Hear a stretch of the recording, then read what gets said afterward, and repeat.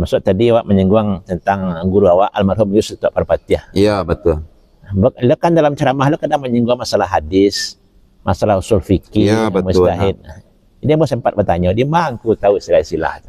Iya, iya. Nah, jadi salah satu jawabannya, jadi waktu merantau dulu ke pagar alam, perantau-perantau awak kan sebagian ada pelarian Masumi PRRI. Jadi udah itu dirantau di bela pengajian. Nah, jadi pagi-pagi itu kadang ngaji kami ada Sultan Mantari, ada namanya ada dua orang dan anak asuh lah di meninjau dulu Buya ya. Jadi ada pengajian kami di situ lah tahu masalah kamu istilah-istilah hadis sahih, hadis dhaif. Nyontoh surau ke situ. Iya, kan merantau kemarinnya jadi guru.